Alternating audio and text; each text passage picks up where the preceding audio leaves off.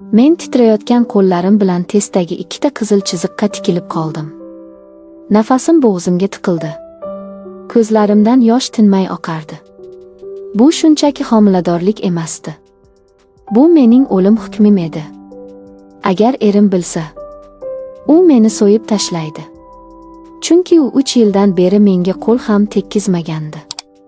Qornimdagi bu jinoyat uning o'z ukasi, mening qaynimning mevasidir. Xudoyim, men qanday qilib bu la'natlangan uyda qolib ketdim? Assalomu alaykum, dardi ichida o'lib borayotgan sirdoshlarim. Momoni hikoyalari kanaliga xush kelibsiz.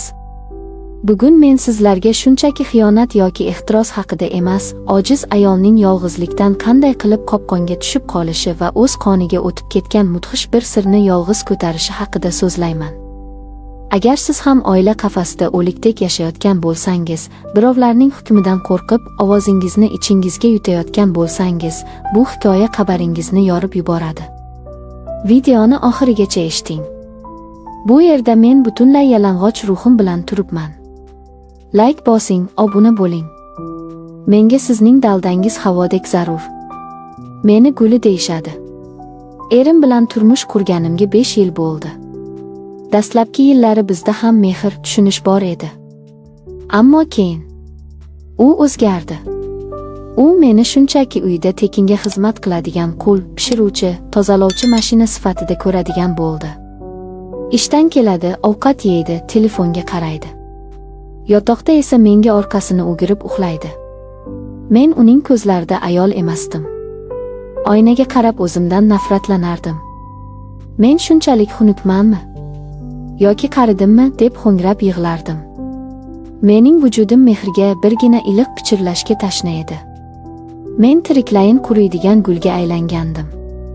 Bu katta uyda erimning ukasi, qaynim Sarvar ham yashardi. U 25 yoshda, yigitning guli, doim xushchaqchaq edi. U menga doim kelinoyi deb hurmat bilan yuzlanardi. Lekin vaqt o'tishi bilan uning nigohlarida g'alati bir chaqmoq paydo bo'ldi. U mening e'tiborsizlikdan ezilayotganimni, erimning menga qo'polliklarini ko'rib turardi. Birinchi burilish yuz berdi. Erim bir oylik xizmat safariga ketdi. Uyda men va Sarvar qoldik. Qaynona-qaynotam qishloqda yashashardi. Uy qandaydir katta va huvillagan tuyulardi. Sarvar menga boshqacha e'tibor bera boshladi. Og'ir ishlarda yordam berardi, ba'zan menga qarab, sizdek chiroyli ayolni shunday yolg'iz qoldirish akamning eng katta xatosi deb pichirlab qo'yardi. Men bu so'zlardan qizarib ketardim. Lekin ayni paytda mening uzoq vaqt muzlab yotgan ayollik g'ururimni bu so'zlar muloyimgina silardi. O'sha qora tunda yomg'ir chelaklab yog'ardi. Men yotoqxonada kitob o'qib yotgandim. Chiroq o'chib qoldi. O'rnimdan turib sham qidirish uchun dahlizga chiqdim. Shu payt qorong'uda Sarvarga urilib ketdim. "Qo'rqmang, Guli", dedi u mening ismimni aytib. Kelinoyi demadi. Uning nafasida spirtli ichimlik isi bor edi. U mening qaltirayotgan qo'llarimni ushladi. "Sarvar, qo'yib yubor. Qoch yo'limdan", dedim pichirlab. "Siz ham buni xohlaysiz", dedi u mening qulog'imga egilib. "Men eshitaman. Har kecha devor ortida qanday yig'lashingizni, qanday qilib o'z nafasiga muhtoj bo'lib yotishingizni eshitaman. Men sizga hayot beraman." U meni o'ziga shunday qattiq tortdiki, men qarshilik ko'rsata olmadim. Uning lablari mening bo'ynimga yopishganda, men erimdan yillar davomida ko'rmagan ehtiros va yovvoyi ishtiyoqni his qildim. Mening ongrim "Qoch, bu gunoh", deb qichqirardi. Lekin mening tushkunlikka tushgan, sovuqdan qotib qolgan tanam uning oloviga mutlaqo taslim bo'ldi. Men yig'lardim. Ko'z yoshlarim tinmasdi. Lekin men uni itarib tashlay olmadim. O'sha mudhish va aql bovar qilmas darajada ehtirosli tunda men qutqarilish o'rniga o'z jonimga eng katta jallodni sotib oldim. Ertasi kuni men uning ko'ziga qarolmadim. Men o'zimdan jirkanib ketdim. Sarvar esa indamadi. U xuddi hech narsa bo'lmagandek avvalgi kelinoyi roliga qaytdi. Lekin meni eng katta zarba hali oldinda kutib turardi. Ikkinchi burilish. 2 oy o'tdi. Menda bosh aylanishi, ko'ngil aynishi boshlandi. Va o'sha Testdagi ikkita chiziq. Men homilador edim. Erim safardan qaytdi. U avvalgidek sovuq. Menga qaramaydi ham. Maza yo'q, shamollabman deb yotib olaman. Uning ishi ham yo'q. Men esa har tunda o'z qornimni g'ijimlab bu bolani yo'q qilishni o'ylardim. Qanday qilib oldiraman? Qayerga boraman? Bu xabar tarqalsa meni itdek so'yib tashlashadi. Sarvarni oshxonada yolg'iz uchratdim.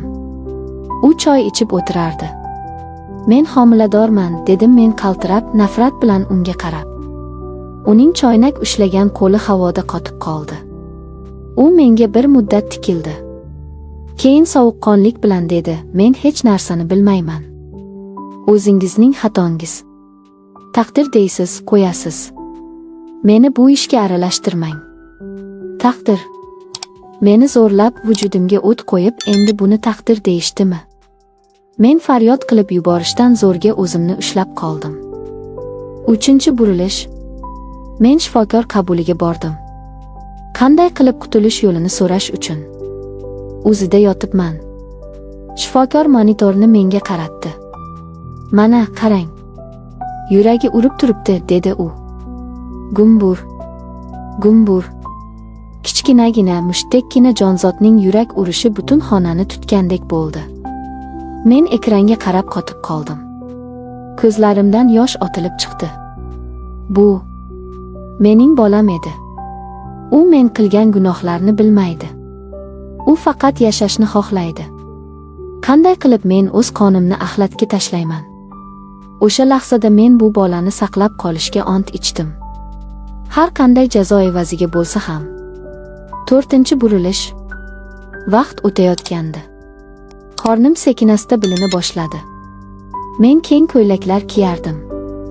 Kunlarning birida men qora kundaligimga hamma dardimni yozyapman. Men bu bolani o'zim katta qilaman. Menga hech kim kerak emas. Meni xorlagan er ham, ehtirosi bilan kuydirib qochgan ukasi ham. Men daftarimni shkafga yashirdim. Erim bir kuni qandaydir hujjat izlab mening shkafimni titibdi. Va o'sha daftarni topib olibdi. Men ishdan kelsam, u zalning o'rtasida daftarni g'ijimlab ushlab turardi. Uning ko'zlari qonga to'lgan, yuzi yovvoyi hayvonga o'xshardi. Bu nima deb o'kirdi u uy bo'ylab. Sen kimdan homiladorsan, fohisha? Men joyimda qotib qoldim. Nafasim qisildi. Lekin yashirinishdan charchagandim. Men sekin uning ko'zlariga qaradim va birgina so'zni aytdim, ukangdan. Xonada o'lik jimjitlik cho'kdi. Erimning qo'lidan daftar tushib ketdi. U menga qarab bostirib keldi. Uning og'ir mushti yuzimga tushdi. Men uchib borib devorga urildim. Og'iz-burnim qonga to'ldi. U meni tepa boshladi. Men faqat qornimni ushlab, bolamga tegmang, bolamga tegmang deb baqirardim. U meni o'la-o'laguncha kaltakladi va uydan haydab soldi. Sanjar. U o'sha kuni uydan qochib ketgandi. U javobgarlikdan qo'rqib ko'chaga ham chiqmadi. 5-oxirgi burilish.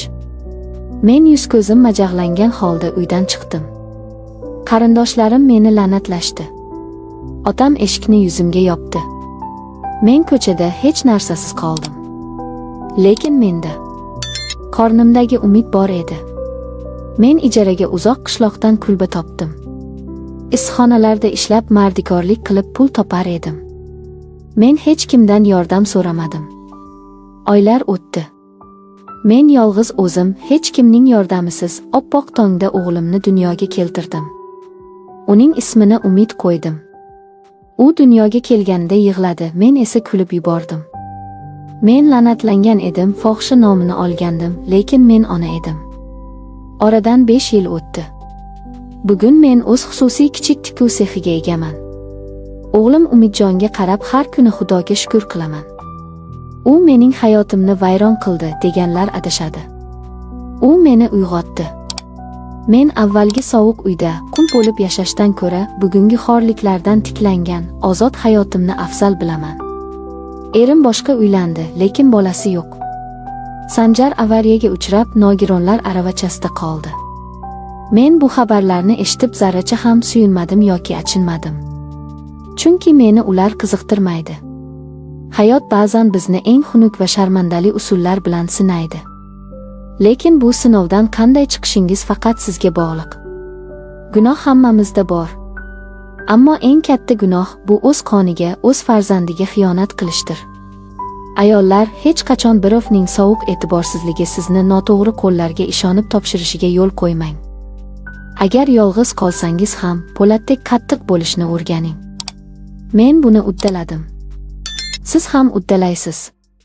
Sizning hikoyangiz qanday? Izohlarda sirlaringizni to'king. Bu yerda sizni hukm qiluvchilar emas, tinglovchilar yashaydi. O'zingizni asrang.